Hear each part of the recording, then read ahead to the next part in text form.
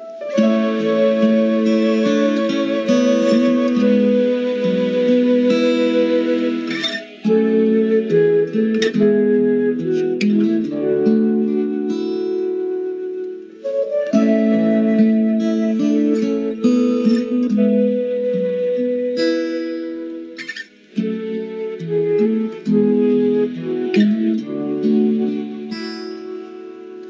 feel you in the wind, I see you in the trees.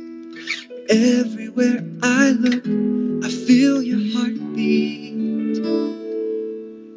Majestic mountains high, in every drop of rain.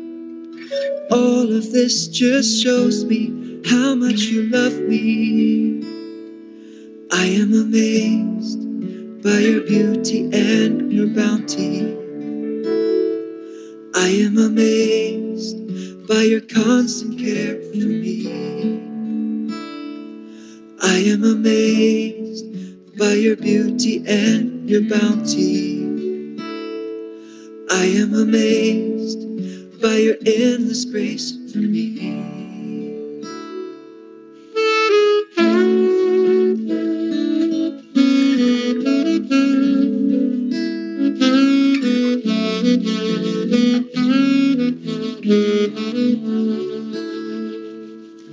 In every drop of dew, the rustling of the leaves, the chirping of the birds, a perfect symphony. Smell of the flowers, the richness of the soil, the sweetness of the fruit that satisfies. I am amazed by the symphony of your creation. I am amazed by your omnipresence. I am amazed by your beauty and your bounty. I am amazed by your endless grace for me. From a firefly to a shooting star, to the song the cricket sings, from the raging seas to the placid lakes, to the bubbling of the stream, from the rays I feel, from the rising sun to the stillness of the night. I am amazed by your beauty and your bounty. I am amazed by your constant love for me. I am amazed by your beauty and your bounty. I am amazed by your beauty and your bounty.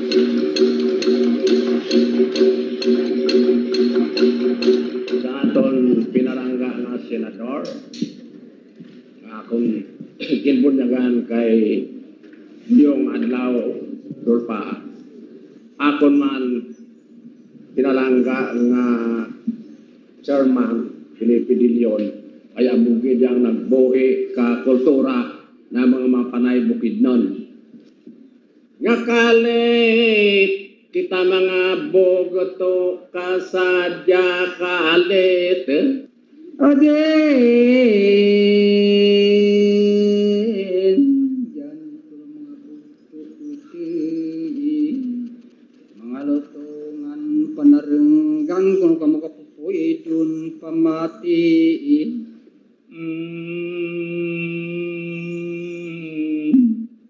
nga inile suba aman leay inandaan baladaw dadayon. We, the indigenous peoples of the Republic of the Philippines, coming together from the far reaches of our distinct lives and livelihoods, invoking the guidance of our duata and the spirits of our ancestors,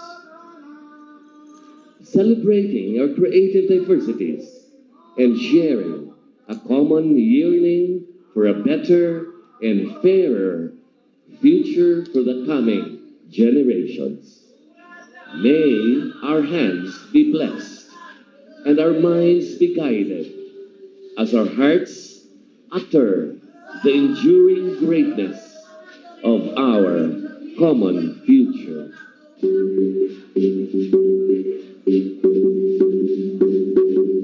It began with a promise, an agreement, a bond, a covenant for cultural survival, entered upon by organizations and partner communities who advocate the empowerment of the indigenous peoples.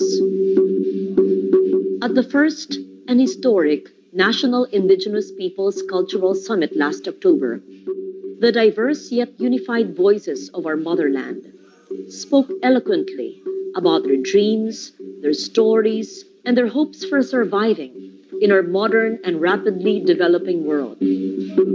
We did not only hear them, we saw them, felt them, and recognized their God-given birthright as Filipinos. Our indigenous peoples have shaped our story as a Filipino people. Our music, our arts, our dance, our native knowledge and skills, our deeply held beliefs, our creativity, our sustainable ways of living with our physical environment, and most important, our self-worth.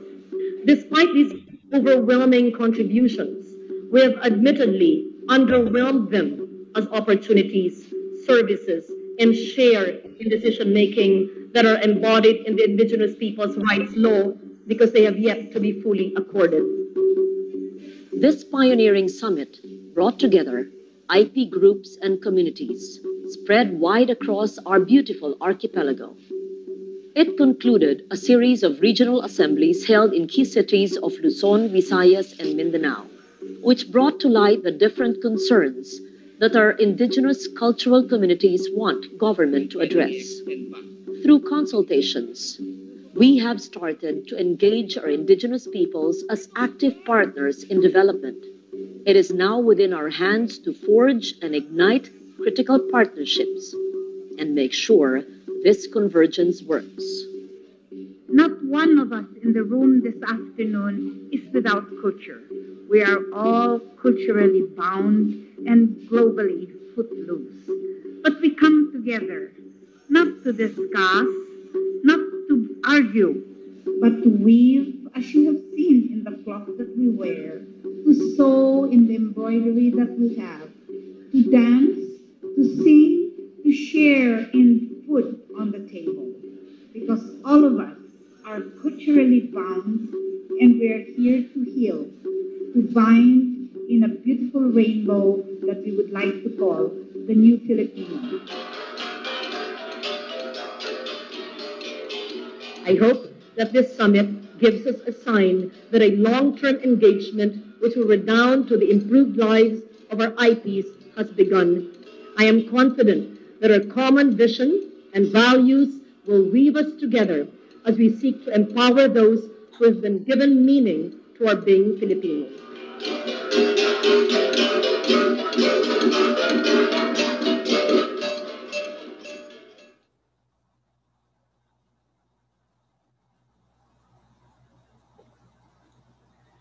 Welcome. It's another first date. And what is it now? It's the Stories for a Better Normal. This is a collaboration of my office and the Institute of Climate and Sustainable Cities and the Mother Earth Foundation and Climate Reality Philippines, and of course, the Climate Change Commission with the support of the DepEd, the National Commission on Cultural Arts, and our NCIP, as well as the Department of Agriculture. So happy to see our indigenous people who are at the forefront of our campaign, our advocacy to fight for the preservation of indigenous culture. Well, napakarami po natin mga tatalakayin ngayong araw na ito. Alam natin marami mga issue na pumapalibot sa ating mga katutubo. Pero ang bibigyan natin ng halaga at prioridad at focus ngayong araw na ito ay ang mga sustainable livelihoods ng ating mga katutubo mula sa Mindanao, mula sa Kabisayaan, sa Panay kung saan ako, at ang mga programa ng ahensya ng gobyerno gaya ng National Commission on Culture and Arts sa kanilang programa na matagal ko nang sinusuportahan, SLT, the Sustainable Living Traditions or the School of Living Traditions.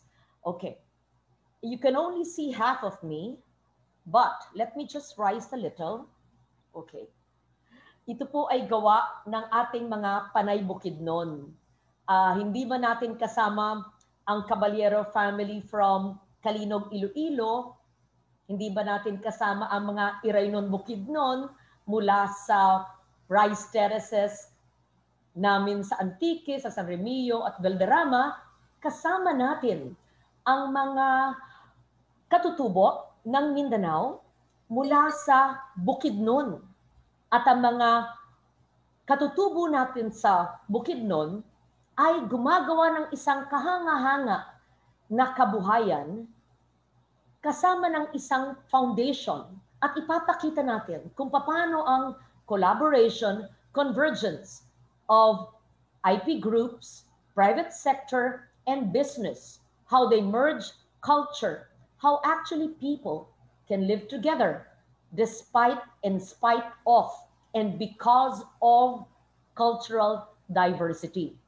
Kasama rin natin ang head ng ATI cluster ng Akon, mahal na probinsyang Antique, pati na rin ang ating neighboring province ng Aklan. Nakikita ko na ang kanyang mga produkto at napakagandang mga suot. And of course, as I mentioned, we will have the NCCA where I hope they are ready to show us all the work we've been doing all these many, many years. Okay, papakilala ko na ngayon. Waway Saway.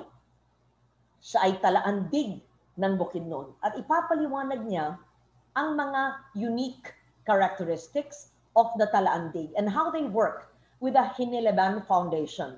And the Hiniliban Foundation has been doing work for many, many years, if not decades, in Bukidnon. And I actually drink my coffee, and adlay, I used to buy from them in Metro Manila.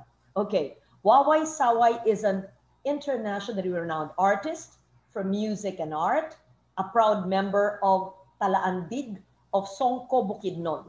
He's the head of the family food security cycle. Ang ganda niyan. Food security na cycle pa. Parang tugman-tugma sa aking final na batas na circular economy at yung aking Food Forest Guarding Act. We will learn from the Hiniliban Foundation. I follow them on Instagram. I read about them and I admire the work they do. So thank you for being with us. This foundation aims to secure Mindanao's sources of water by reforesting the buffer zone surrounding the high mountain ranges of Mindanao. Mount Kitanglad. You remember in my first term, that was one of the protected areas that I helped enact into a PA. The foundation approaches its goal in 3 stages. Take note, food security, of course, that's basic and so important. And sustainable livelihood, that's what we all aspire for. That's one of the Sustainable Development Goals or SDGs. And reforestation. So this embraces what we must do in the better normal. And ang susunod natin ay ang cluster head ng ATI sa Antique at saka sa Aklan, si Delia Pauden. Delia, di ba, nagtrabaho na tayo together sa ating mga produkto sa Harvest Fair. She's a member of the ATI Group of Antique, head of the Pantad ATI organization, the traditionalists that teaches traditional dance, music, weaving, Inati language to the Ati children in the School of Living Tradition at Sitio Pantad in Dao. In Dao is Tobias Fernier. That's one of the 18 local governments in Antique. The SLT was conceptualized for their members to learn and preserve the traditional culture, arts, and livelihood. Since I'm doing a book on our everyday culture on our SLTs, I wonder if the SLT of Delia is included. 1 minute, let me get this book. I am always ready. Ito ang everyday culture na ginawa nating libro with the National Commission on Culture and Arts, the Schools of Living Tradition. I hope that the SLT of Bukidnon, of the Talaandigs, I hope that the SLT of our Ati of Aklan and Tiki are here. If not, we are doing book 2 and my staff are online now. Alam naman ninyo, ang programa ko hindi lang entertainment. It is for learning, documentation. Very good. So we will have the traditional culture and livelihood. Ayan. Yung matututo tayo sa livelihood ng Talaandig, matututo tayo sa sustainable livelihood nila Delia. At makikinig tayo kay Rene Talavera, Head of the Cultural Communities and Traditional Arts Section of the NCCA. Okay. I will ask them to say, mayad nga aga, maayong buntag, good morning,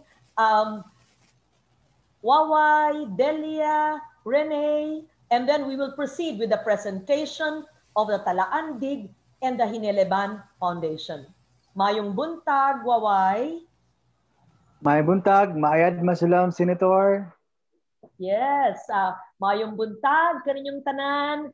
Sa amin sa Antique ay mayad nga aga. Excited na ako makita ang ginagawa niyong programa sa Hineleban Foundation bilang head ng food security. Kasi kung nagagawa mo yan, sa Manolo Fortich kayo, di ba? Sa Bukidnon.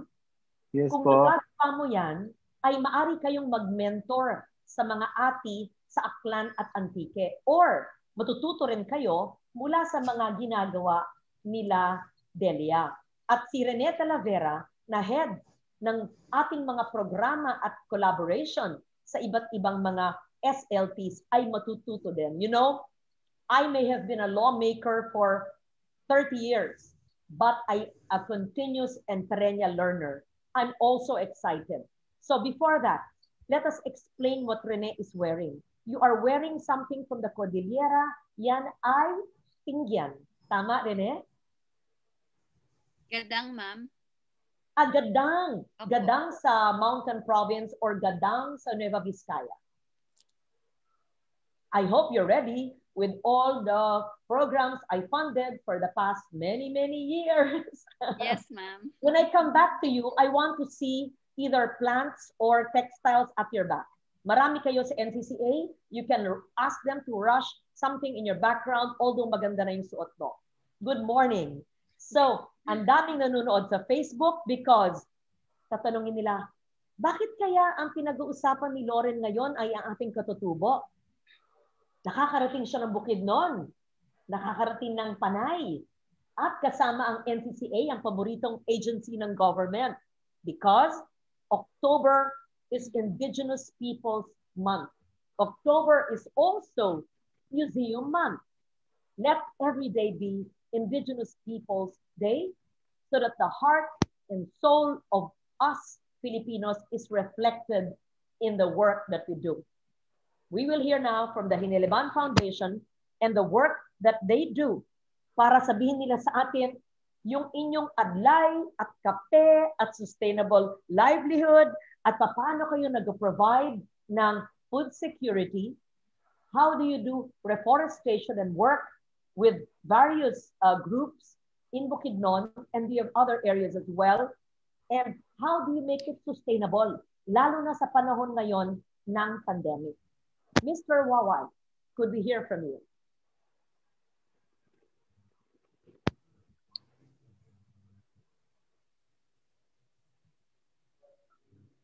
Magandang umaga po.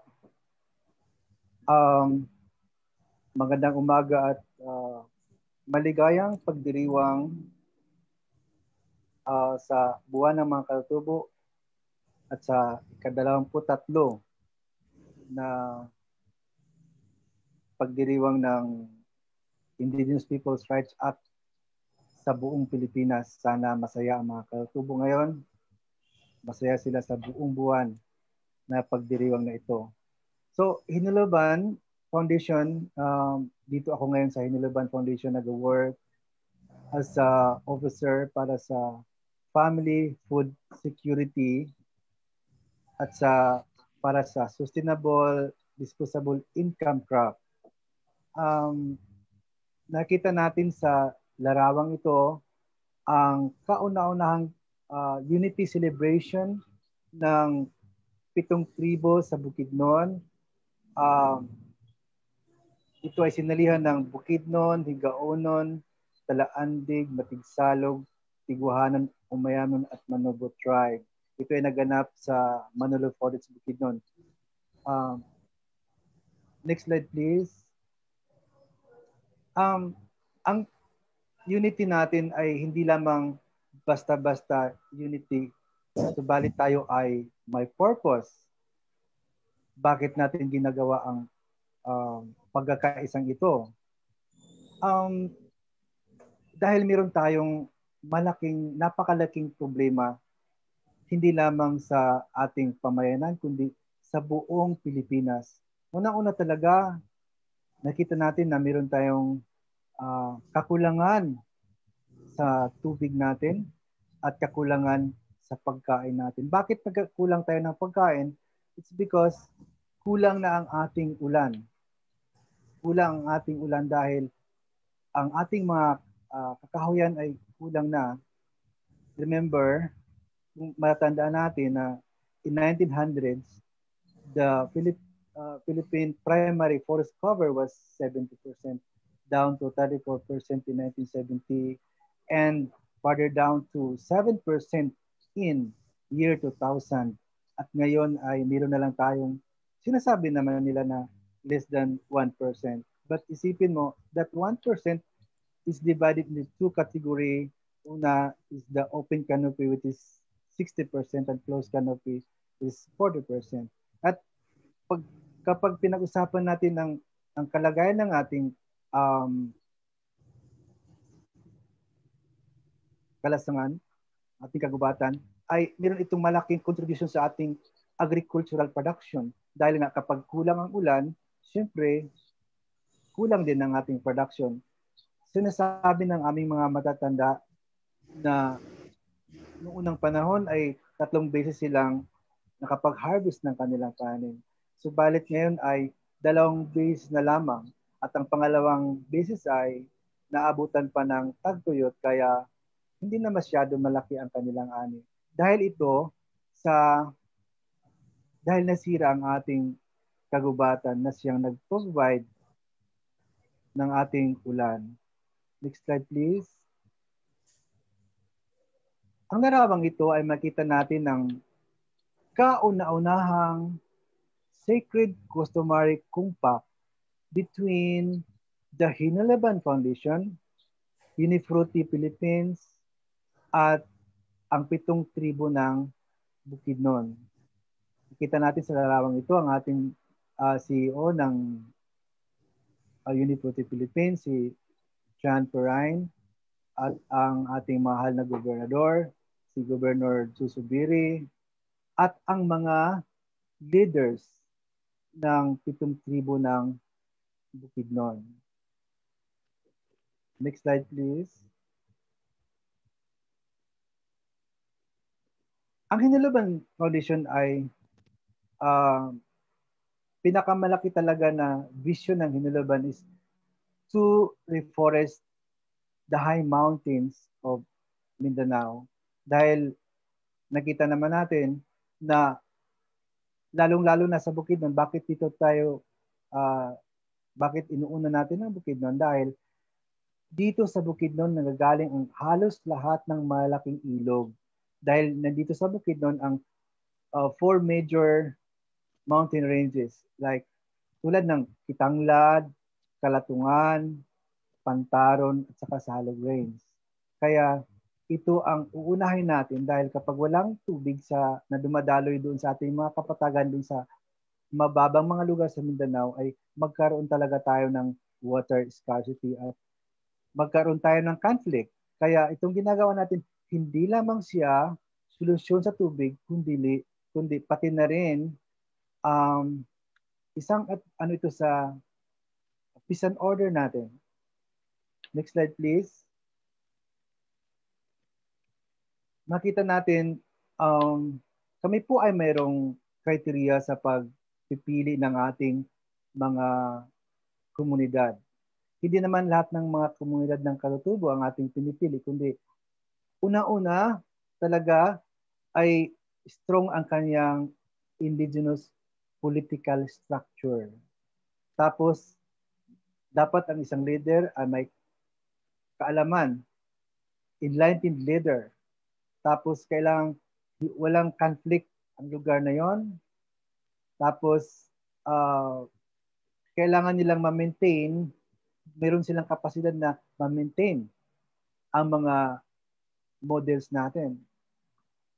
At pinaka-importante sa lahat ay dapat sila ay nasa paanan mismo o sa gilid ng ating mga buffer zone, ng ating mga kabundukan.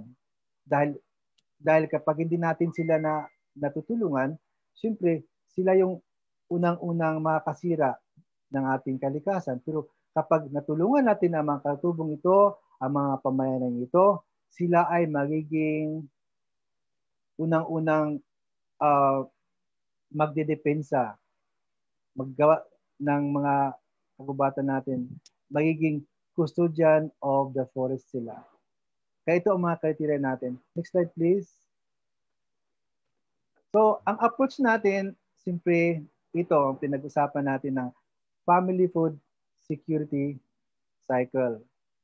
Ang pamaraan natin ay paramihin natin ang mga pagkain na nasa ating katutubong pamayanan. Nandiyan naman lahat ng pagkain, subalit kailangan nating paramihin lamang. Turuan natin ang mga katutubo na gumamit ng tinatawag natin ng arithmetic. Halimbawa, kung 10 sila, dapat itanim nila ay para sa 10. Kung meron silang pamilya na may 7, dapat ang itanim nila ay halimbawa kung magtatanim sila ng kamote, ay dapat magtanim sila para sa 7, para sa buong taon. Kung pwede, sobrahan pa nila para magkaroon tayo ng surplus. Ang ginagamit natin na pamaraan sa pagsagawa natin ay yung hunglos. Yung hunglos, ang tawag sa Tagalog ay bayanihan. So, buhay na buhay pa ang kulturang hunglos sa mga katutubong pamayanan natin. Ito ang kanilang lakas. So doon natin sila suportahan.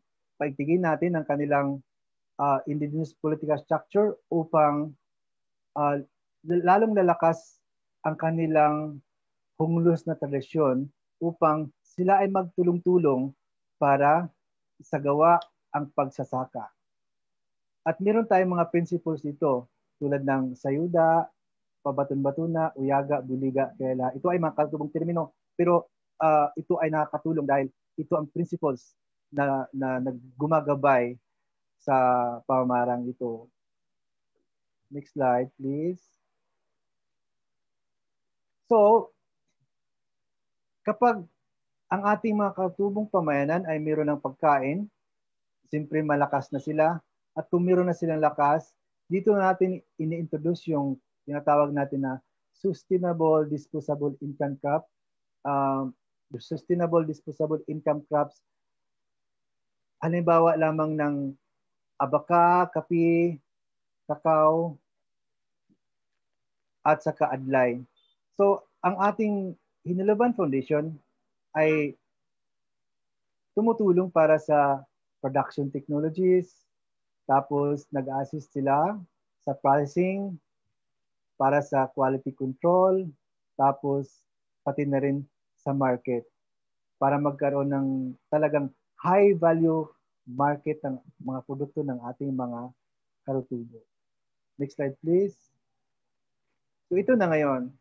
Kapag mayroon ng pagkain ng ating mga karutubo, mayroon na silang sustainable disposable income crops, ay sila na ngayon ay magiging custodian of the forest. Then sa side ng Hinuluban Foundation, ang approach natin sa reforestation ay siyempre kailangan nating talunin muna ang tinatawag natin na mga kugon grasses na siyang dahilan bakit nahusunog ang ating mga tree plantation. Dahil alam natin na ang kugon grass ay kapag naging mature na siya at natutuyo during summer, ay nasusunog. At ang ating mga tinatanim na punong kahoy ay nasunog na rin. Kaya una natin ginagawa ay tayo ay nagtatanim ng calyandra upang masuppress ang pagtubo ng mga kugon grass.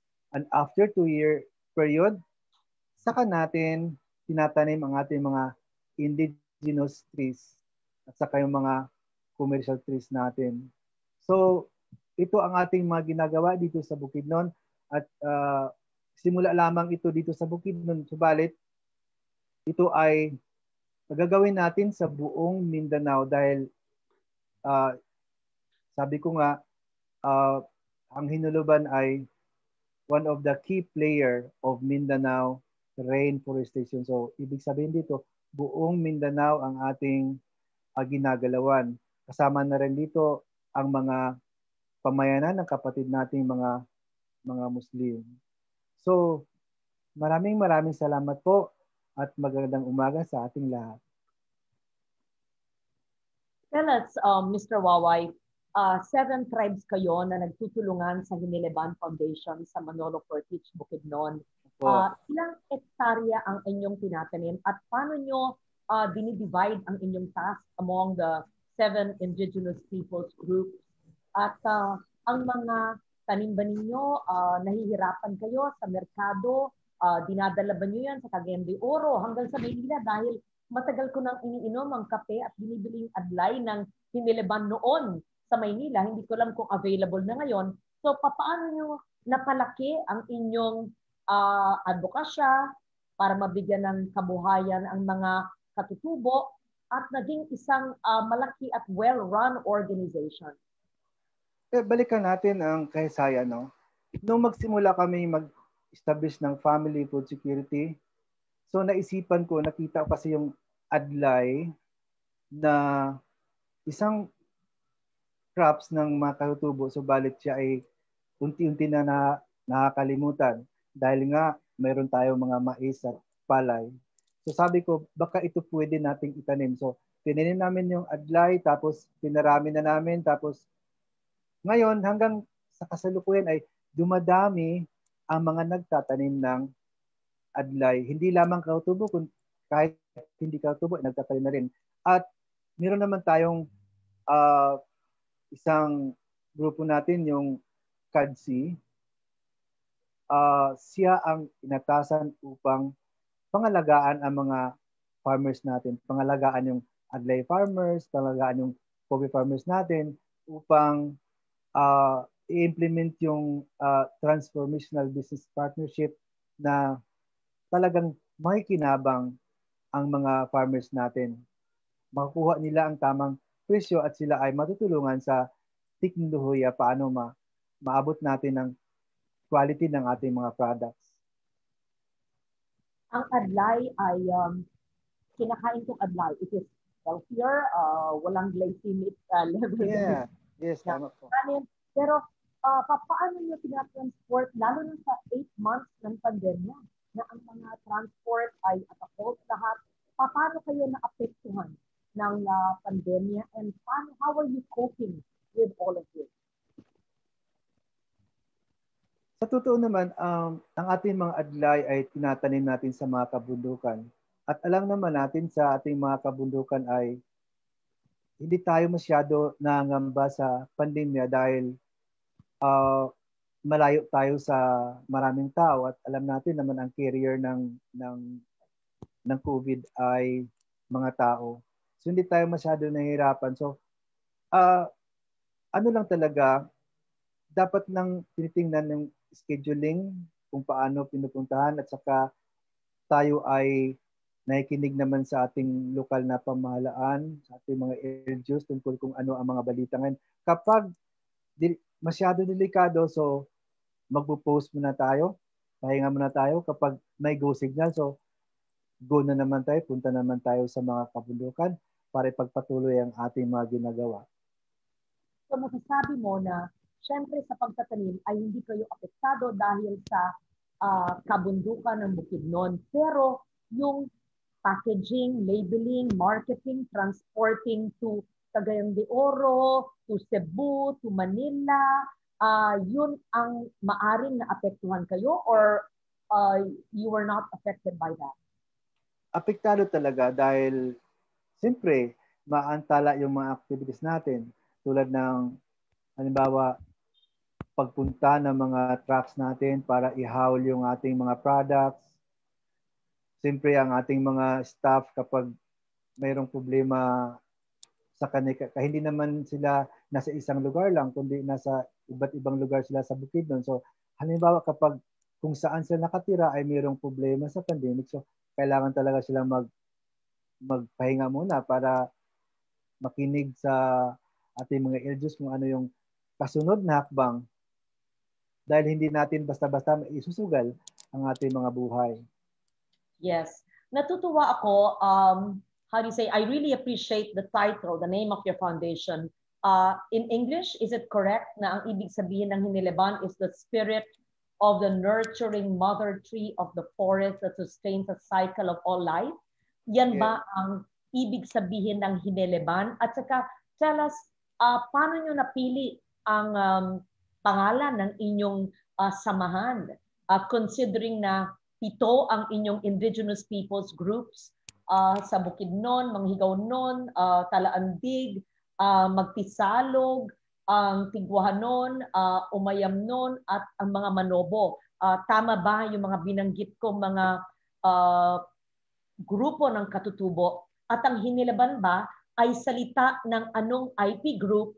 And how did you conceptualize this if you were one of the founders of Hiniliban Foundation? Hindi po ako isa sa mga founder ng Hiniliban. Ang founder po dito ay simpre ang ating mga nakakatanda, kasama ang ating mga kaibigan, mga partners natin. Ang konsepto kasi yung Hiniliban kasi, yung salita na yun ay galing sa mga katutubo sa Bukidnon. At ang tinutukoy nila ay Hiniliban, isang napakalaking puno, parang balete, malaki pa siguro sa balete na lahat ng mga sumisilong doon na mga hayop, ibon,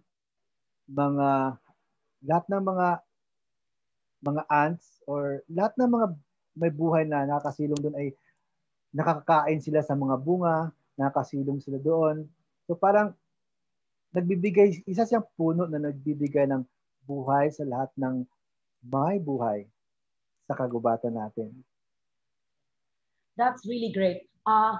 Food security, reforestation, yan ay mga buzzwords ginagamit ng marami, pero ito ay ini-implement at pinapatupad ng Hiniliban. Hindi lamang kape, hindi lamang adlay, ano pa ang mga produkto na akma sa inyong lupa na tinatrabaho ng 7 indigenous peoples groups sa Bukidnon at meron pa bang ibang mga probinsya o lugar sa Mindanao na inyong tinatamnan ng mga produkto na inyong pinoproduce at minamarket sa iba't ibang lugar sa Pilipinas and possibly abroad? Ang isa sa mga produkto natin maliban sa nabanggit natin na kape at adlay ay meron tayong abaka. At saka sinisimulan na natin yung kakao. Meron tayong clonal garden na doon pinag-aralan natin kung ano ang pinakamagandang variety ng kakao upang ito ating mabigay sa ating mga communities, yung ating sa tribal communities. Kasi hindi lahat pari-pareho. Hindi pari-pareho ang mga communities natin. Meron tayong mga communities na ang kanilang lugar ay 500 above sea level. Meron tayong communities na above 800. So, kung saan naaayon yung mga nababanggit natin na mga pananim, ay doon natin sila ilalagay. Halimbawa, yung abaka natin ay, o yung kakao natin ay para lamang sa mga doon sa babang lugar. So doon natin sa mga matigsalog at saka sa mga manubo. So yung kape natin, kasi special yung kape natin because it's Arabica, pinakamasarap na kape. So doon natin tinatanim sa mataas na lugar dahil hindi naman siya nagsusurvive sa mga mababang lugar. Now tell us, ano ang mga pangangailangan ng mga indigenous peoples that you work with? I've studied and I've helped IP groups for how many decades? Pero let's focus on those who work with Henelaban. Alam natin ang mga hamon ng climate change, hindi ba? Sa presentation mo, pinakita mo yung drought, pagtigang ng lupa, or minsan man pag sobrang ulan. So ano yung mga epekto ng pagbabago ng klima sa inyong mga pananim sa mga nakaraang taon kung hindi dekada? At anong klaseng mga adaptation technologies, maski na low-tech, ang inyong ginagawa pag-akma sa tag-init o sa tag-ulan? Anong mga local indigenous peoples adaptation measures kung meron ang inyong ginagawa na maaari niyong ituro sa amin? Ang una talaga na kung balikan natin ang indigenous farming, ito ay nakabase sa pagbabasa ng ating mga bituin at buwan. Kung isa kang indigenous farmer, alam mo ang mga halimbawa punong kahoy na nagbibigay ng mga signs. Subalit, ito ay hindi masyado na support. Kulang ang suporta halimbawa sa pag-document ng mga bagay na ito. So para sa akin, kailangan natin i-document ang indigenous farming na may kaugnayan sa ating kalikasan upang ito ay magiging aklat at mababasa ng ating mga kabataan upang masundan nila ang tradisyon at magkaroon ng sustainability ang indigenous farming. Dahil alam naman natin. Example. Yes, continue. Indigenous farming, sustainable methods in indigenous farming. Okay, continue. Yes. Dahil ang indigenous farming ay may kaugnayan talaga sa tinatawag natin na IKSP, yung Indigenous Knowledge System and Practices. Pag ating dinocument ito lahat, magkaroon tayo ng magandang batayan, halimbawa para sa mga kabataan na nag-aaral. So, mayroon silang mababasa o makikita paano ang sustainable farming na may kaugnayan sa kanilang kultura. So yun ang isa sa aking mga suggestions na kailangan natin i-document. Napakaganda ng inyong suggestion. And Rene Talavera of NCCA is with us now. And I would suggest gawin ng NCCA along with my office kasi dinodocument ko ang mga indigenous knowledge, ang mga schools of living tradition, ang mga kanta, ang mga sayaw, pati ang weaving at artistry. Hindi ko pa yata na-document ang indigenous farming ng ating mga katutubo. Kaya, Rene, itong ating pulong na ito na live on Facebook sa NCCA at sa aking tanggapan, parang meeting na rin. And we will attribute this to the wisdom of our talaimdig guest, Mr. Waway Saway of the Henelaban Foundation. I wish I could have longer time with you and I hope pagkatapos ng pandemic ay ikutin mo ako sa inyong Henelaban Farms para hindi lamang sa social media o sa mga iniinom kong kape. Dati, Wala na yata kayong outlet sa Metro Manila or meron pa ba, Mr. Waway? I-check ko po. Pero parang meron pa rin tayong outlet ngayon. Naghahanap ako ng kapinyo, wala na eh. Anyway, so thank you for that. And I hope pwede pa kayong hilingin. Kayo ba'y gumagawa ng online or virtual mentoring at workshop? Hindi lamang tong art cards ng mga konsepto, pero actual tulong sa ating mga magsasaka, katutubo o hindi. Dahil kayo'y isang matagumpay na foundation, organization ng iba't ibang tribo ng katutubo, kung pwede niyong tulungan ang antike. Hindi lamang antike, pati iba't ibang mga lugar. Do you do that? Meron ba kayong workshops and trainings of the Hineleban Foundation? Sa ngayon, kami po ay nakafocus muna sa aming mga tribal communities, pero i-consider natin na isa sa mga gagawin natin sa kinabukasan po. Very good. So, in our bucket list, nandyan si Rene Talavera, we will document the indigenous farming methods of the 7 indigenous tribes of the Hineleban Foundation in Bukidnon. And perhaps we could ask them to do teach-ins. In fact, big farms and small farms na may expertise and knowledge can have a template. NCCA can help them in giving simple, instructional, doable farming workshops. Okay? Thank you very much, Mr. Waway Saway. Kung hindi po kayo masyadong busy at pupunta sa inyong Adlay Farm or Arabic Plantation, ay sana nandyan po kayo para makinig naman kayo sa aking Kasimanwa, sa aking probinsya ng Antique, sa Dao, sa Tobias Fournier. Gusto ko nang kunin yung bag katabi ni Delia dahil napakaganda. Delia, order ko na yan. Papaliwanag ni Delia Pauden, ang Ati Head Cluster ng Antique at Aklan, ang Sustainable Livelihood Tradition or the School of Living Tradition ng ating mga katutubo naman ng Panay. From Region 10, we go to Region 6. Ay, mayad nga aga, Delia. Mayad nga aga kaninyo tanan. Mario Gro, yung iniaga kikiyo. Good morning po, ma'am.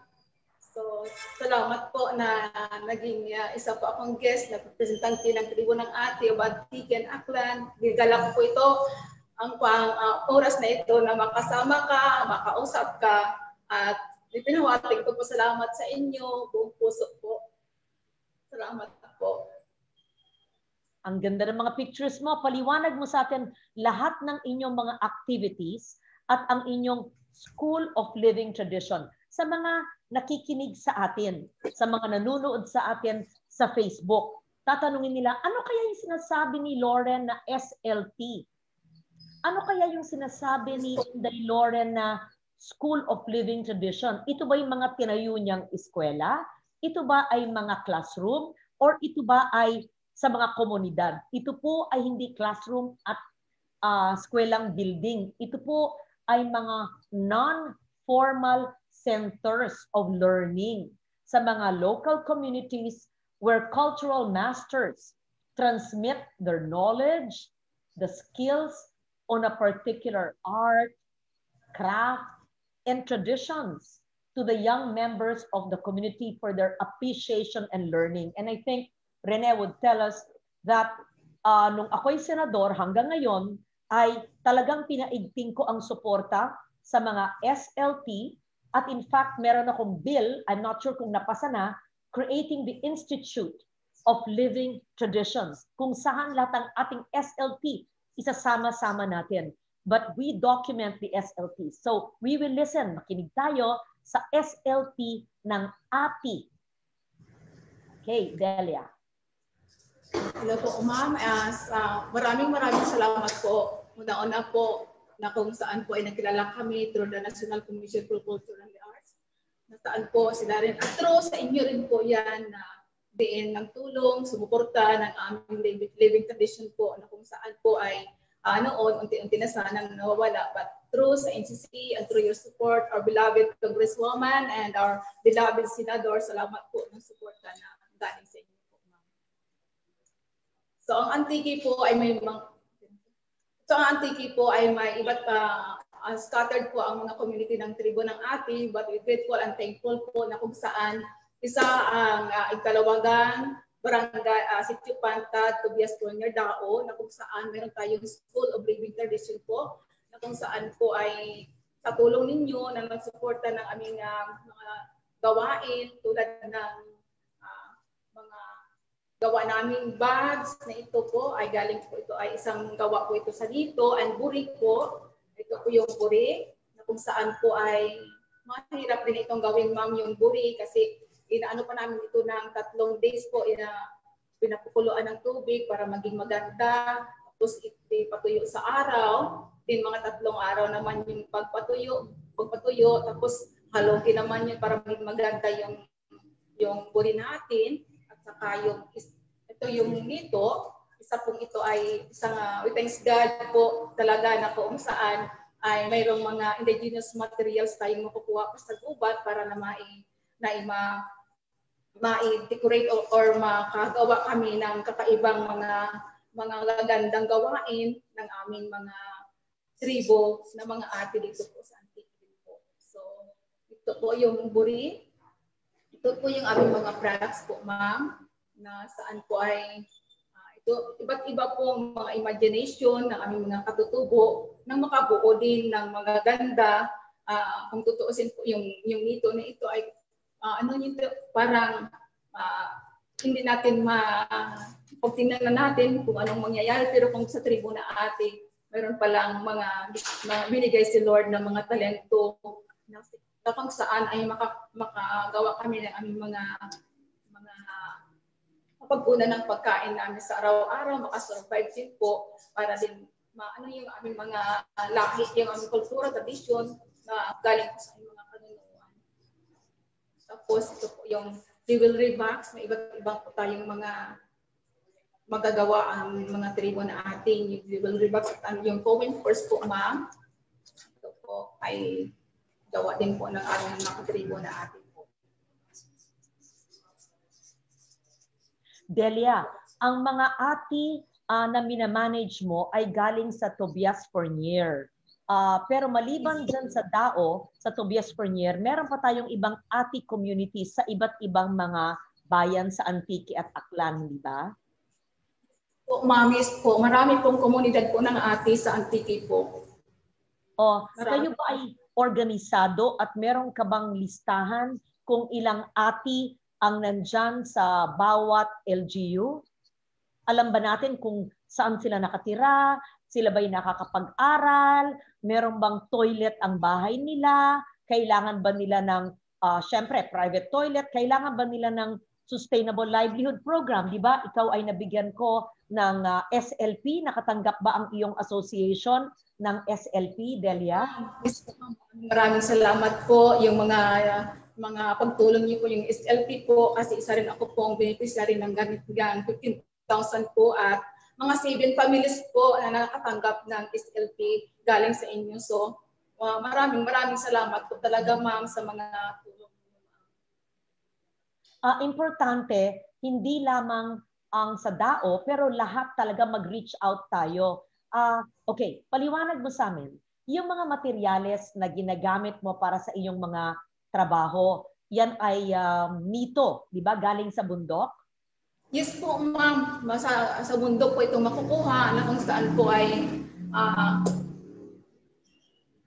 talaga pong ibinigay siguro ng Lord niyan para na nakabuo kami ng mga iba't ibang mga imagination lang po, naka-program sa ng mga katutubo.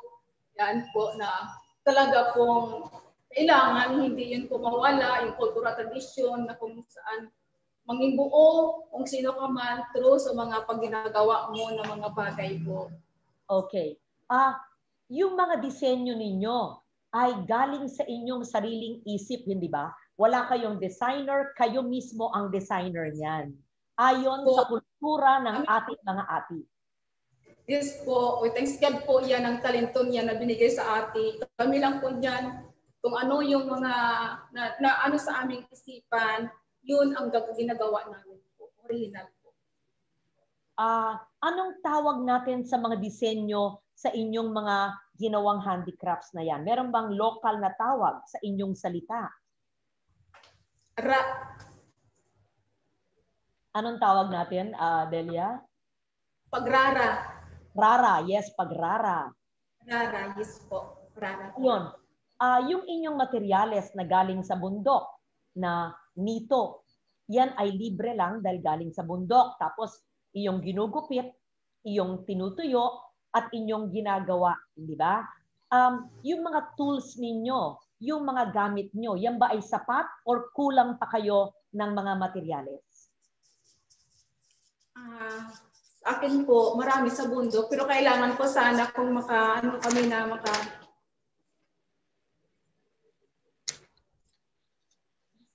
Pero sa SLT po, namin po ay sapat din po na makatulong po sa amin yung mga makukuha ng mga nito din sa kabundukan po at ang Boracay. Ang sigurong tulong na kailangan ninyo ay ang marketing, hindi ba? Kasi yes, walang turista ngayon na nagpupuntang Antique dahil sa COVID-19 pandemic, pero ang magandang balita ay magiging twice a week na ang flight mula NAIA sa Maynila hanggang diretso sa San Jose. At nakita naman ninyo, yung airport natin sa San Jose sa Antique ay pinagawa ko noong 2018 pa lang at meron na tayong once a week flight. Magiging twice a week. Pero syempre, hindi yan sapat para sa turismo, para mabenta ang inyong mga gamit. Kaya itaas mo nga lahat ng ginagawa ninyo, ipakita mo, isa-isa yung gawa ninyo para makita natin. Ipaliwanag mo, yan ay gawa sa bariw o sa nito? Nito yan, no? Buri po ito, buri, hindi ko bariw. Buri po, opo. Ito, like this one po. Ipapakita ko sa inyo. Silver bag po ito. Okay. O yan ay buri. Okay, pakita mo yung ibang buri na ginagawa mo. Ang iba po ay ito po yung coin purse po, ma'am, na kung saan nalagyan po ng mga alahas, ng mga jewelry, or nalagyan ng mga mga ilagay lang dito po. Okay. Jewelry. Delia, ang buri ay galing sa isang palm sa bundok natin, hindi ba? Yes po, ma'am. Ang nito ay galing din sa palm. O ibang halaman yon? Ibang halaman. Isang vine po ito, ma'am. Yung nito nga pala ay vine. Oo. Ito yung wild na vine po ito po na, ma'am. So, bilog po ito, yung nito, then, ito ng 3 piraso, biakin siya ng 3 piraso, then, ng bulo para maging manipis, then, decoration sa buri, dahil dito po, para na maging magandang maglalabas kung ano naman yung pag-isip ng tribo na magawa niyan. So, sila na lang po yung bahala ng mga ganun yan, yung mag-design po. According sa kanilang mga knowledge and skill sa kanilang mga ginagawa. Sabi ko nga sa kanila, kahit may ito yung mga kamay natin, ang Panginoon ay nagbigay sa atin ng wonderful works para na makabinta at magkaroon ng kabuhayan ang mga tribo. Meron ba kayong kinakanta or recite na mga ritual habang kayo ay kumukuha ng nito o ng buri o ng bariw sa bundok habang pinapatuyo ninyo, habang tinatuwine ninyo at ginagawang mga handicrafts? Yes po, mayroon po sa akin po. Habang ako lumalakad, pumunta sa bundok o sa kagubatan, kumukuha ako ng nito, ay nag-ano ako sa halaman na yan, nakukuhin ko kayo dahil kailangan ka namin, kayo po ang nagbigay sa amin ng mga knowledge kung paano ko kayo gagawin. Yun po ang aming mga, pinakausap po muna namin yung halaman at anang lupa na kung saan ay dyan nanggaling ang mga indigenous materials para magtubo, galing kay God, para na magamit ng mga katutubong atin po.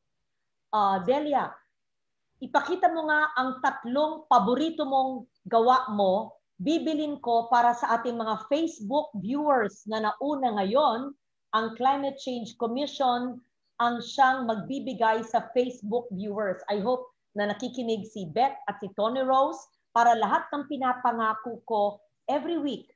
Last week, bisikleta. Ngayon naman ay mga produkto ng ating mga ati ng antike. Tapos yung ibang hindi mabigay sa Facebook viewers, ako nang mabibili pang pamasko natin. Pakita mo yung ibibigay natin sa Facebook viewers. Ayan, maganda.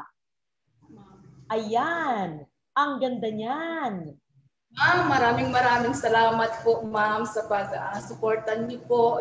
I know nga, I'm praying for you po na saan ginamit kayo ni Lord para nga makatulong sa aming mga katutubong tribo ate, hindi lang po sa isang komunidad. Kung po pwede po, ang prayers po natin ay buong ate of Antique, na saan po yung love ni Lord sa inyo po, ang prayer namin na hindi yan mawawala. And expecting po na ikaw ang pinadala ng Diyos sa amin, tumulong at din makasustainable na mga livelihood ng mga tribo na ate. Kailangan ba ninyo ng isang livelihood center or tama na yung ginagawa nyo sa bundok at sa mga bahay nyo? O kailangan ba nyo ng isang sentro sa DAO para merong puntahan? Yes, ang SLT lang po ay isa lang pong community. So we're praying and hoping po na hindi lamang po sa isang komunidad, kasi maraming mga komunidad, mga more than mga 30 community ng ati o sa Antique po. So sana maka-extend tayo ng mga School of Living Tradition na isa-isanin lahi yung mga kultura, yung mga tradisyon namin para hindi po mawala yung sana po kung pwede lang po through your support. Pwede mong ibigay sa NCCA na kasama natin pagkatapos mo, hindi lamang yung grupo mo ng SLT, kundi na rin sa ibang mga LGU para mabigyan natin ng assistance. Pangalawa, kung makakatulong ay magtatayo tayo ng isang SLT center sa Tobias para may puntahan ang mga turista, local man o foreign para makita ang mga produkto nyo. So, bibilin ko ang ilang produkto nyo, 3 bag para ipamigay sa Facebook viewers. Pero yung iba pa ay kukunin ko rin pagkatapos ng show, pamigay kong pamasko at ido-document natin ang proseso mula sa pagkuha nyo sa bundok hanggang sa pagtuyo nito, hanggang sa pagputol at pag-weave ninyo ay ido-document natin at ilalagay online. Ayan. Pero importante, hindi lang sa kagandahan ng gawa ninyo, hindi lamang sa ritual na ginagawa, kundi na rin yung pananatili ng inyong kultura at tradisyon na tinuturo nyo sa ibang mga bata para hindi maputol at makalimutan. Hindi ba, Delia? Ma'am, yes po, ma'am. Yes po. Yun po talaga yung aming mga hinanait. Desire po na hindi po kasi sa ngayon parang unti-unti nang nawawala yung traditional namin. So, through your support and through the support of NCCA, at kung sino man yung ikaw na po talaga yung in-expectar namin at praying po and hoping po talaga na makatulong ikaw po sa amin na maibalik namin yung kultura, yung tradition namin po. Yes. Thank you very much, Delia. Sana'y manatili ka at kasama rin natin si Waway. Nakita mo mula sa Bukidnon, paano naging matagumpay ang inilang indigenous peoples groups. Kaya nila sa Bukidnon, kaya natin yan sa Antique at sa Aklan. At makikinig tayo ngayon kay Rene Talavera. And Rene, meron tayong programang Assistance to Artisans. Narinig mo ang kailangan ng mga ati. Ginagawa nila yan sa bundok, pero syempre kailangan ng isang center na sustainable, hindi magarang kailangan malaking konkretong building, just like what we did, let's say, in Tibiao, in Antique, and other areas, bamboo, sustainable materials. So can you commit to assist them, Rene?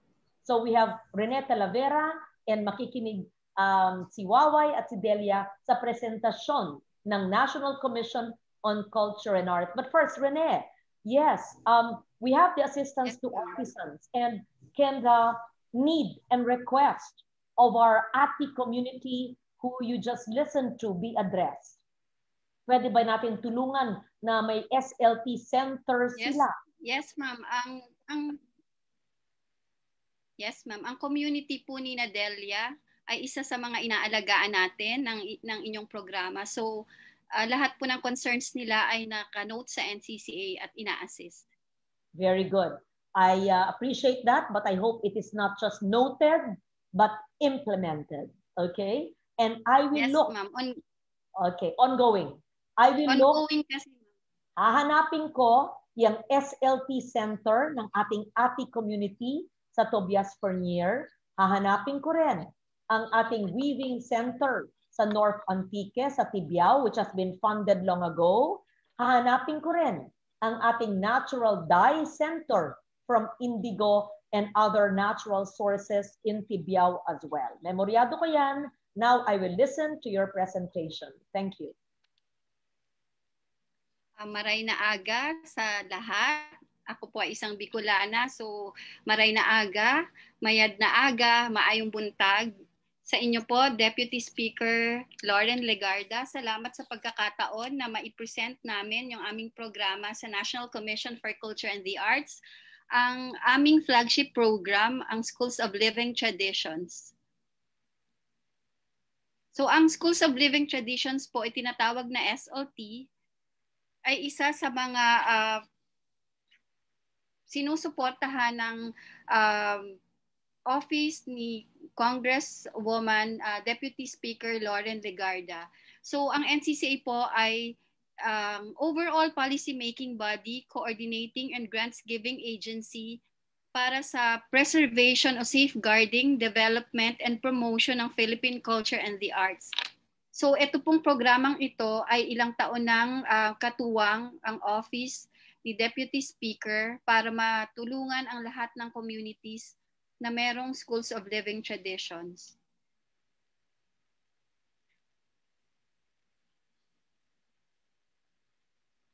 Ito po ay nagsimula noong 1995, isang konsepto kung saan isinasali ng mga cultural masters ang kanilang kaalaman sa mga kabataan sa community. So this is a community-based non-formal center of learning at ito po ay nakakalat sa iba't ibang parte ng buong bansa.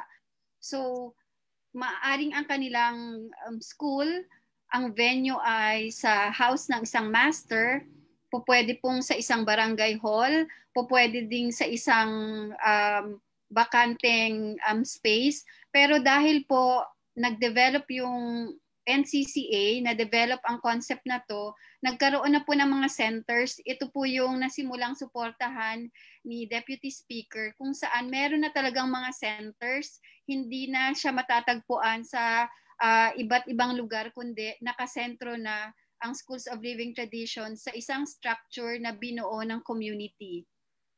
So sa Schools of Living Traditions, ang covered po nito ay hindi lang tangible at intangible. So lahat, holistic po yung approach nitong Schools of Living Traditions. Makikita po natin ang isang center dito kung saan sinasagawa ang pagtuturo ng cultural masters. So lahat po ng ipapakita ko dito sa presentation, ito po ay lahat na suportahan ng office ni Deputy Speaker Legarda. So next slide please. Ang talagang pinaka-objective ng SLT nung una ay appreciation lamang. So ma-appreciate ng mga kabataan ang kanilang kultura na nanggagaling sa pagsasali ng mga matatanda. Pero nag-evolve na po yung concept.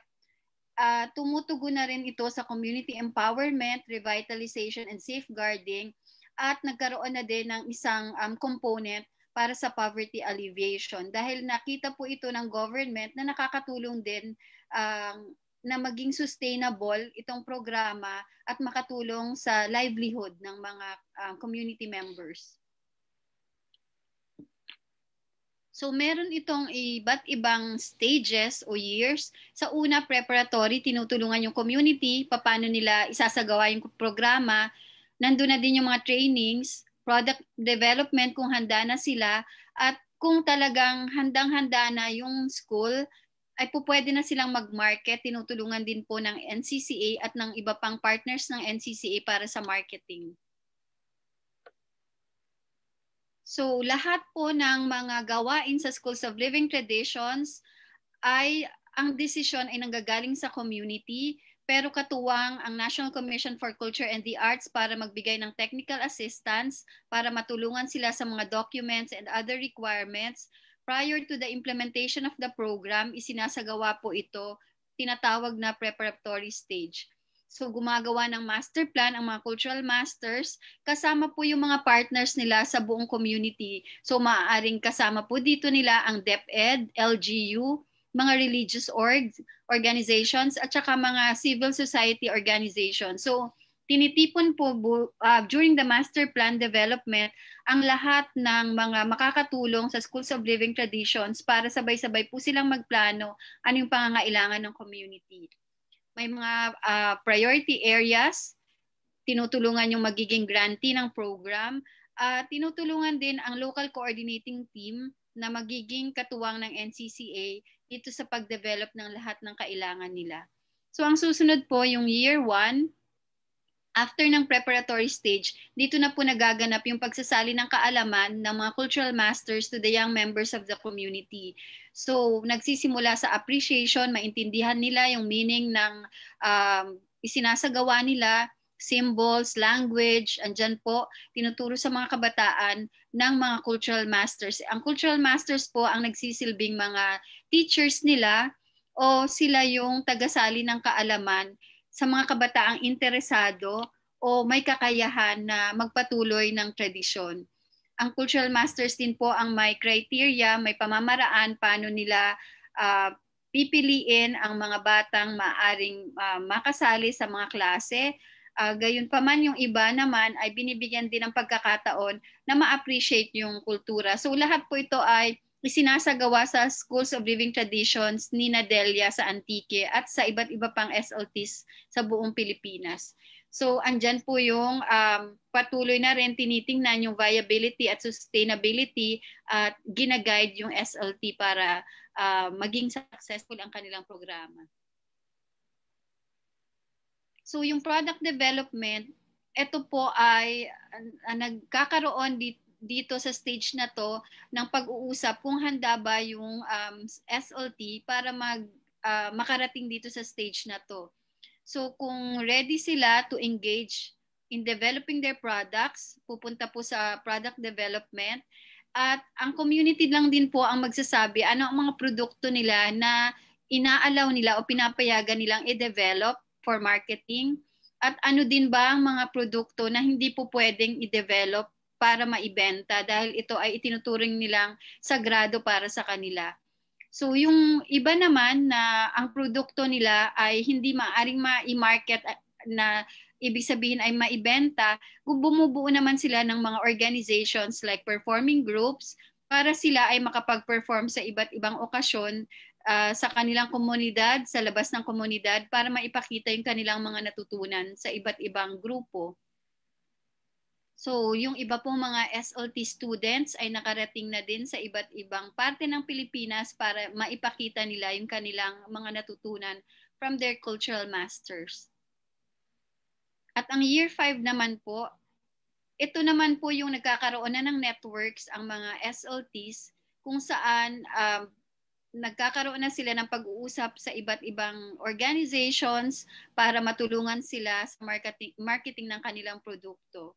So ang members po ng community ay nag-i-integrate ng kanilang mga elements ng kanilang kultura sa kanilang cultural products para ma-market ito, at nakikipag-tie up na din sila para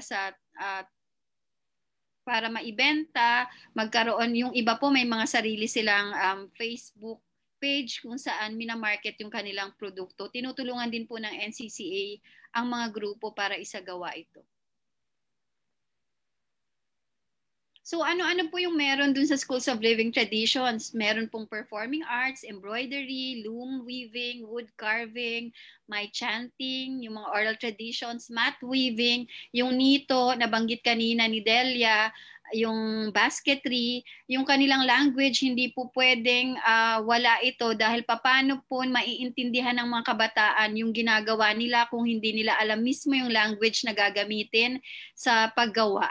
So yung kanilang indigenous knowledge systems and practices na banggit kanina ni Waway, yung traditional farming, kasama po yan sa lahat ng schools of living traditions. Itinuturo dahil para maging sustainable din po ang mga raw materials. Hindi na nila bibilhin sa labas, hindi po magkakaroon ng pagkukulang dahil sa kanilang community mismo ay makukuha nila yung mga raw materials. Pati po pagluto, traditional cuisine, mga instruments paggawa nito. Si Nadelia, meron din ito, traditional medicine, mga beadworks, yung suot niya ngayon, rattan, at iba-iba pa pong crafts. So kung ano po yung sa palagay ng community masters, cultural masters, na maituturo sa mga kabataan, yun po yung nakakasama sa lessons nila sa kanilang mga schools of living traditions. So, meron na po tayong 3 batches na natulungan ng Office ni Deputy Speaker, Batch 1, Batch 2, and Batch 3. Nakakalat po mula Luzon, Visayas, at Mindanao. Next slide, please. So, currently, yung current SLTs po natin, Batch 1 and 2, meron po tayo sa Ifugao, meron po tayo sa Benguet, sa Mountain Province, sa Kalinga, ito po yung mga nasa Luzon. Meron din po tayo sa Abra, nabanggit po kanina ni Deputy Speaker, tinutulungan po natin yan. Bulacan, meron din po. Sa Quezon, meron din, at sa Bohol. Sa Aklan, meron po tayo Iloilo, Negros Occidental, Palawan, Capiz, Antique, ito po yung Schools of Living Traditions, Sinadelia, ito yung mga bata, Davao del Norte, Zamboanga del Sur, Davao City, meron po Agusan del Sur, South Cotabato, at Bukidnon. So, ang pinakahuli po ay Davao Occidental at saka sa Basilan. Meron din po tayong Schools of Living Traditions doon. So, yun po yung mga Schools of Living Traditions na natulungan ng Office ni Deputy Speaker. At hindi lang po yan, marami po siyang naitulong sa mga iba't ibang grupo sa buong bansa. Meron po tayong Maaram, ito po ay ginagawa ng NCCA with Philippine Studies Association. Ito po yung pagtanghal sa katutubong kaalaman kung saan na-feature naman po yung mga tinatawag na yung mga maaari nang mawalang tradisyon. So ito po ay dinokumento. Yung everyday culture na banggit po kanina, lahat po ng mga Schools of Living Traditions ay na-feature dito sa book na ito. Pero meron pa po itong mga susunod. Series po ito at may isa po dito na nakatuon sa mga yaman ng antike, mga creative products, cultural forms. At nandito na rin po yung SLT ni Delia sa antike. Gumawa din po ng isang aklat para sa teaching modules. Mga gawa po ito ng ating National Living Treasures o mga manlilikha ng bayan na i-launch po itong dalawang ito ngayong buwan ng Oktubre para sa buwan ng katutubong Filipino. At marami pa pong iba, mahaba po yung listahan ng mga natulungan sa Assistance to Artisans Program at sa iba pang mga programa para sa buhay na dunong o tinatawag nating intangible cultural heritage. So yan po yung mga naitulong ng ating Deputy Speaker at nagpapasalamat po, malaki po yung pasasalamat ng ating mga grupo, lalo ng NCCA, dahil for how many years sa aktibo pong pagtulong ng ating Deputy Speaker, tuloy-tuloy po yung mga programa ng mga katutubo. Ito pong Schools of Living Traditions, 5 years po ito natutulungan yung mga communities hanggang maging sustainable na po yung communities. Yun din pong mga assistance to artisans na mga natulungan ay malaki po yung pasasalamat dahil nare-reach po natin yung kahit mga pinakaliblib na lugar kung saan meron pala silang mga pangangailangan na hindi kaagad nila mailapit dahil nga ang sitwasyon nila ay mahirap. So dahil po dito sa Assistance to Artisans program, maraming mga tao, maraming mga komunidad ang napasaya. Lalo na po ngayong panahon ng pandemic, hindi po nagtumigil ang ating mga programa, Deputy Speaker. Tuloy-tuloy pa rin po tayo. Yung pong mga nabanggit po ninyo lahat ay napupuntahan na po yon, iniisa-isa, kahit po bawal pang gumalaw, pero may pamamaraan po kami. Nakipag-tie up kami sa mga local coordinators mismo, sa mga communities, dahil hindi pa po kami makapagbiyahe. So lahat po yan, meron tayong local coordinators sa Luzon, Visayas at Mindanao para po hindi mahinto yung ating mga programa with Office of Deputy Speaker. At halos lahat po ng mga programang ito ay naipaabot natin, lalo na ngayong buwan ng Oktubre, sa panahon ng ating celebration ng Indigenous Peoples Month. So, yun po, pinaka-aktibo ang mga programang ito, ma'am. Very good.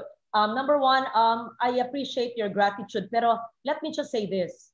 Maski wala na ako, at maski na hindi ako maglalagay ng pondo, make sure you continue that. So, yung sinimulan ko, 2013, 15, I think some of you, pinapunta ko pa sa Laos, sa Luang Prabang, para makita nyo kung paano ang isang UNESCO heritage site na merong maliliit na tindahan na mga repurposed old buildings na French structures ay nagiging mga tindahan at may mga weaving communities by the Mekong River. Kayang-kaya natin yan dito. At maganda na ginagawa nyo yung pag-preserve ng kultura, ng mga ati, ng iba't ibang katutubo all over the country. And so, what we can do next time is pumili ka o lahat ng inyong mga SLP. We will have a special episode of Stories for a Better Normal of groups like the one of Delia. Ayan. At saka, kailangan din, we should go one step further, lalo na ngayon sa panahon ng pandemya, na i-link natin. Kasi natulungan natin sila sa livelihood program, sa mga tools. Paano naman yung market? Sinong bibili ng mga buntal or baryo or nito o mga produkto ng mga ati o ng mga iba't ibang IP groups, ng mga Iraynon Bukidnon, ng mga Talaandig, ng mga Talaingod, all over. So, the NCCA must learn to converge with the Bureau of Domestic Trade, perhaps, of the DTI, and CITEM. Everything nag-slow down. Tutulungan natin sila. Even for domestic tourism, domestic trade. So, thank you for that. I appreciate that you appreciate my work. But gusto ko, without me, para kayo nung nag-swimming na sa karagatan, kaya nyo na sana na wala ako. Maski na wala ako, ilagay na nyo sa anyong annual budget and make sure you know how to defend it so that hindi kayo kinakat mula sa simula. At pangalawa, na hindi nyo nakakaligtaan ang mga grupo na hindi nasa radar ninyo. Saliksikin ninyo lahat ng Indigenous Peoples Group and reach out to them because each IP group has different needs. Iba kailangan tools, iba kailangan disenyo, yung iba o lahat kailangan capital assistance, yung iba kailangan documentation. So, I started the documentation of our SLPs and I continue to do that for Dayao, but as you know, I'm only one. It's the first time in the history of our country that someone is interested and is doing documentation, but that is a job of NCCA. So even if assuming I don't do it, after I'm long gone, you continue to do that. Okay, so congratulations for the work of the NCCA. I know you have slowed down because of the pandemic. Huwag nyo gagawin ng bawal at kailangan safety protocols are in place for our IPs, for our NCCA staff who are very limited, for the NGOs that you work with. We make sure that we follow safety protocols, but also that we do not let the budgets expire and not use it. And we always respect the culture of our IPs. At huwag tayo magnanakaw ng kanilang kaalaman na hindi nagre-respeto sa kanilang intellectual property. We all know that, right? Okay. Thank you very much, Renee and the NCCA, my favorite agency of government. Please do not be terrorized by me when I ask you many questions. I'm just always interested and always want to help. Kaya babasahin ko ngayon ang ating mga Facebook. Ang daming interesado sa ating mga indigenous people. Sa ako makasimanwa sa Antique, durugid na salamat sa inyong panunood, Mandaluyong, sa Kabikulan, Cam Norte, Zamboanga del Sur, Davao de Oro, California. Palagi may nanonood from California. Metro Manila, Laguna, hanggang sa Autonomous Region, sa BARM. Sisite Murog Malang, Judge Smile, Antonin Juanillo Cordero from Funda, Hamtik, Sel John Lyson. I love the song. Wow, gusto niya yung song kanina. Alfred Ansiado from Mandaluyong, McKen from Mandaluyong, Tala Ford from Camarines Norte, Marhay nga aga sa Indugabos. Siguro kasama mo sa Bicol. Are you from Cam Norte? Yes. Kaya pala may Harriet Tauli, Mimsi Agi. I love reading and learning more about IPs. They are one of the most connected to their being, natural being, who live in harmony with the universe. They're the best listeners of the environment, experts of the moon phases, the winds, wow, and the natural beauty. Romel Resurrection, Carlo Arboleda, Flor Lopez de Leon, Hadia Hua Palada from Zamboanga del Sur, John Añasco Montanes from Mainit National High School in Davao de Oro, Ressa Bancaren Petalino from Mainit National High School, Nabunturan, Davao de Oro, Frederick Aplicador from Mainit National High School, nakakatuwa and Queenie Bandoha, hello, Sarah Jane Escario, Pinky Cabanatan Cruz, would love to have a copy of the book. Okay, I have a copy of the book, just one copy, but Climate Change Commission and Tony Rosenbeck find out how Pinky Cruz can have a copy of this book, pa-pick up nyo sa Climate Change Office. Ianiv Onahek, Antoinette Acantilado, Racer Ontemayas Cuevas from Sinundulan, San Remillo Antique, Gemma Pestano Corpus, Yvonne Galaurea Amahit, Maayong Adlaw, and ang ganda po ng fabric na suot. Ito po ay gawa ng mga taga-Kalinog, Iloilo, hindi ba? Anak ni Federico Caballero, mga Panay Bukidnon. Thank you. Sila ang aking mga designers. Marbil, hello, good morning.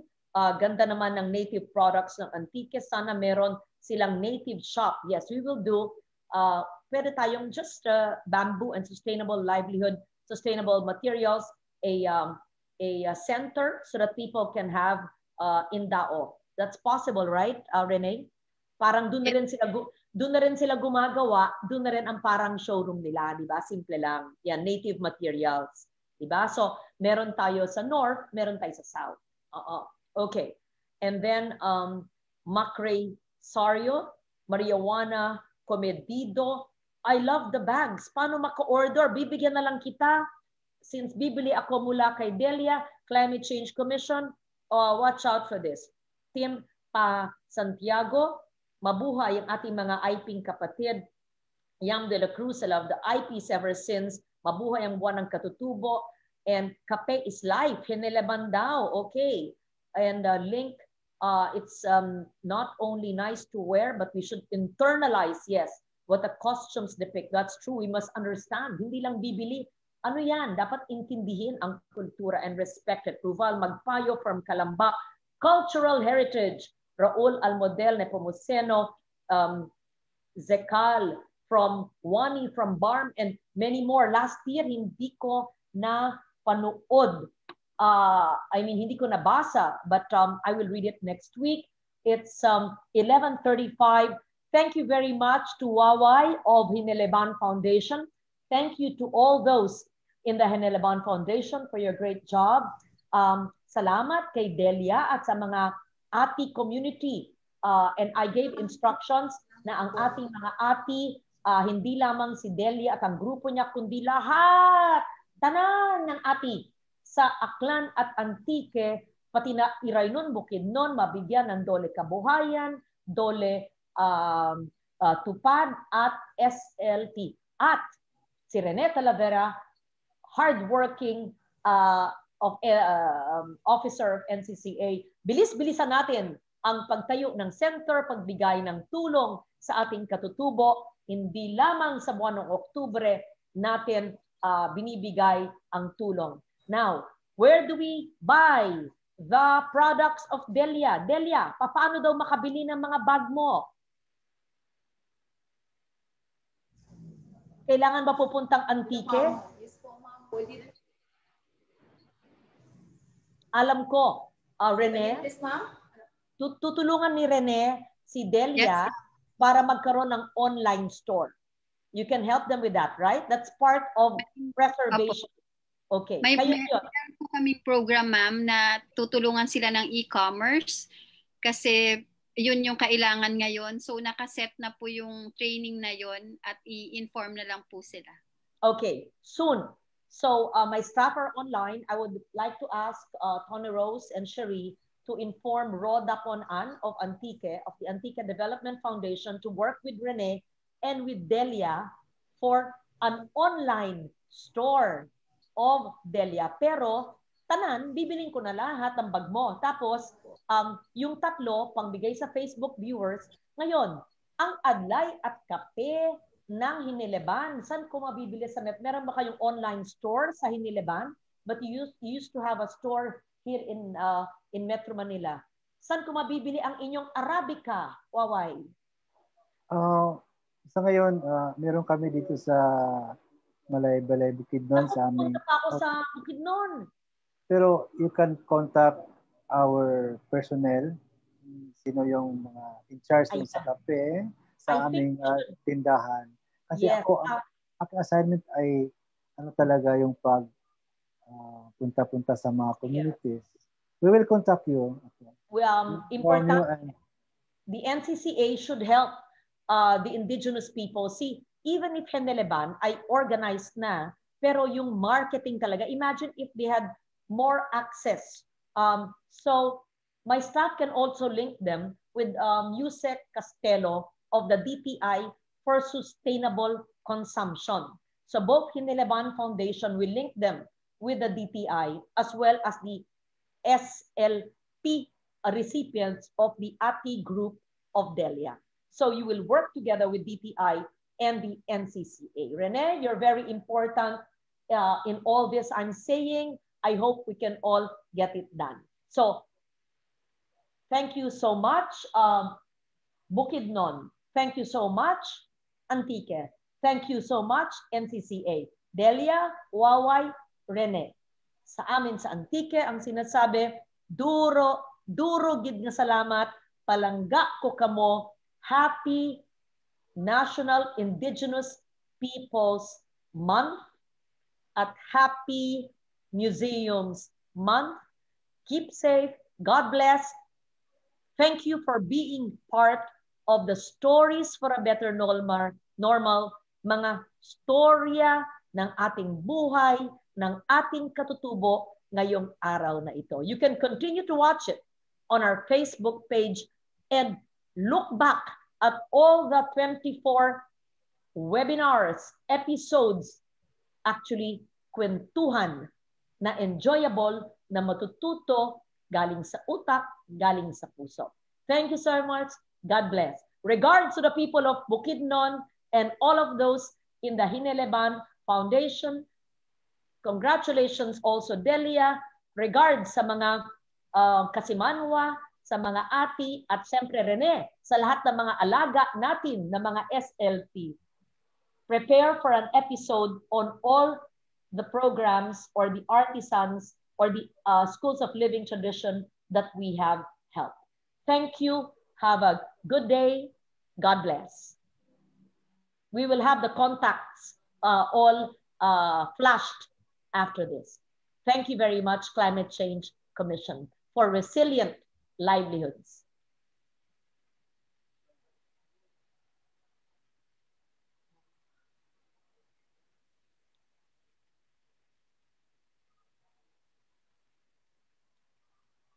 Oh, they're showing my photos.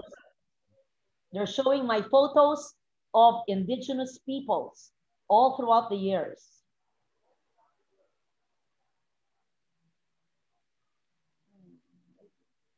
Okay, with the Mandayas.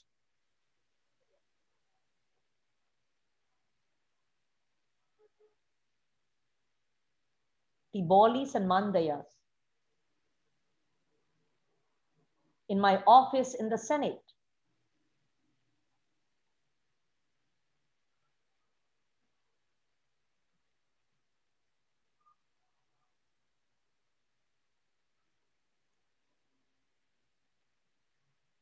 With the Panay Bukidnons. Yan ang suot kong damit. Federico Caballero, Gamaba Awardee.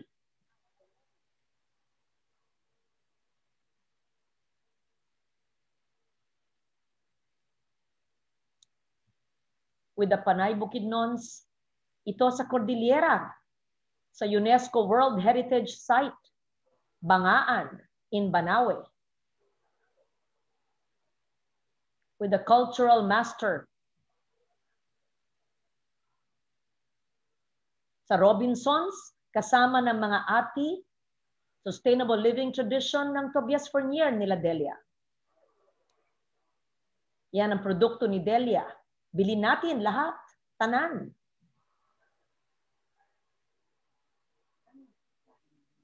Kasama ng mga Tiboli at Gadang. Subanon.